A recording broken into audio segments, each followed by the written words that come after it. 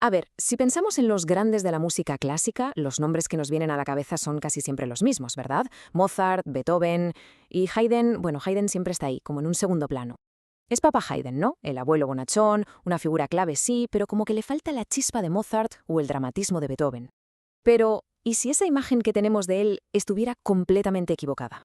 Pues esa es la gran pregunta que vamos a intentar responder hoy, porque detrás de ese apodo, de esa imagen tan familiar, se esconde una de las mentes más rompedoras de la historia de la música. O sea que es hora de desmontar el mito de una vez por todas y descubrir al verdadero arquitecto del sonido clásico. Es que el contraste es brutal. Por un lado tenemos el mito, ese compositor con su peluca empolvada, todo correcto, casi un burócrata de la música, ¿no? Y por otro está la realidad, que es infinitamente más emocionante. Hablamos de un innovador radical, el tipo que sentó las bases de todo lo que vino después. Un experimentador incansable, y ojo, que esto es lo mejor, un auténtico maestro de la broma musical. Y uno se pregunta, ¿de dónde sale todo esto? Pues curiosamente la clave de su genio está en su aislamiento. Hay que imaginarse la escena. Durante casi 30 años trabajó como maestro de capilla para los Esterházy, una familia superpoderosa. Sí, pero en un palacio remoto, vamos, en mitad de la nada, lejísimos de la efervescencia cultural de Viena. Y no es una interpretación nuestra, es que lo dijo él mismo. Sin las modas de la capital que le influyeran y, esto es clave, con una orquesta entera a su disposición para hacer lo que quisiera, pues no le quedó otra que experimentar. Tuvo que crear su propio lenguaje desde cero. O sea, ese aislamiento no fue para nada una cárcel, fue el motor de su originalidad. Y su primer gran campo de pruebas, su laboratorio, fue la sinfonía. A ver, para que nos hagamos una idea, cuando Haydn empezó en esto, una sinfonía era, bueno, era poco más que una fanfarria de 3 minutos para abrir una ópera. Poca cosa. Y él cogió ese boceto, esa idea tan simple, y la transformó en una auténtica obra de arte. Y ojo, que no hablamos de un par de experimentos. Compuso 104 sinfonías. Es que la cifra es una auténtica locura. Habla de una dedicación absoluta, de un dominio del género que sinceramente nadie ha vuelto a igualar. Fue literalmente un laboratorio sonoro a una escala monumental. Pero lo realmente fascinante es ver cómo lo hizo. Partió de esa obertura súper simple y empezó a expandirla.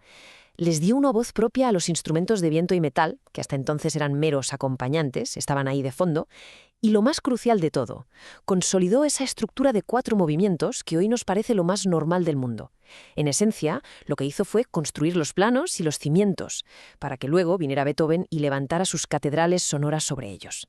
Pero bueno, su revolución no se quedó solo en la gran orquesta, no. Hizo algo igual de radical, diría yo, en el formato más íntimo que existía, el cuarteto de cuerda. Es que antes de Haydn, el cuarteto era, digámoslo claro, la dictadura del primer violín. Él llevaba la melodía, el protagonista absoluto, y los otros tres, pues, básicamente acompañaban. Y llega Haydn y lo dinamita todo. Crea lo que se ha llamado una conversación democrática entre 4 instrumentos iguales, donde la melodía va pasando de uno a otro y cada voz es absolutamente indispensable. Un cambio de paradigma total.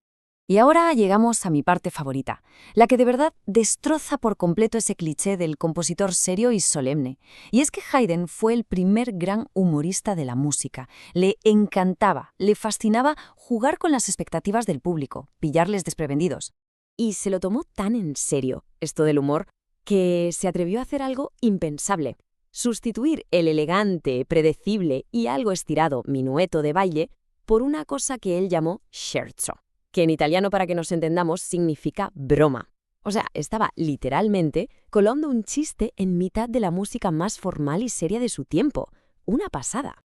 Pero ¿cómo lo hacía? ¿Cuáles eran sus herramientas? Pues, por ejemplo, en lugar del ritmo súper predecible del minueto, de repente metía acentos donde nadie se los esperaba, o ritmos sincopados que te rompían el esquema. Y su truco maestro, el que nunca fallaba, silencios. Silencios súbitos, súper dramáticos, que dejaban a todo el público en la sala conteniendo la respiración. Ya no era solo música para bailar, era música para la mente, diseñada para sorprender y, ¿por qué no?, para provocar una sonrisa. Entonces, si juntamos todas las piezas, el arquitecto de la sinfonía, el demócrata del cuarteto y el pionero del humor musical, pues la imagen de Papá Haydn cambia por completo, ¿verdad? Ahí es cuando empezamos a entender la verdadera dimensión de su legado. Y esta línea del tiempo lo resume muy bien. Vemos su evolución. Empieza como ese compositor aislado en Esterházy, luego se convierte en el gran revolucionario del cuarteto en los 80 y finalmente acaba siendo una superestrella internacional, aclamado en Londres, componiendo para un público masivo que llenaba las salas de conciertos. Y con todo esto, volvemos al principio de todo, al apodo Papa Haydn, que, como vemos, no tenía nada de condescendiente. De hecho, ¿sabemos quién se lo puso? El propio Mozart. Y no era una broma ni una forma de llamarle viejo, era la máxima expresión de respeto que se le podía dar. El reconocimiento de un genio absoluto hacia su maestro, hacia el innovador que le abrió el camino y le dio las herramientas para que él mismo pudiera crear. Así que al final, la idea clave es esta. Haydn no fue un simple precursor, un abuelo que pasaba por allí. Fue el arquitecto, el que diseñó los planos y construyó los cimientos de todo el edificio de la música clásica. Por eso, la pregunta final no es si fue importante o no, eso ya está claro. La verdadera pregunta es, sabiendo la increíble solidez de los cimientos que él construyó, ¿qué altura vertiginosa lograron alcanzar los que vinieron después?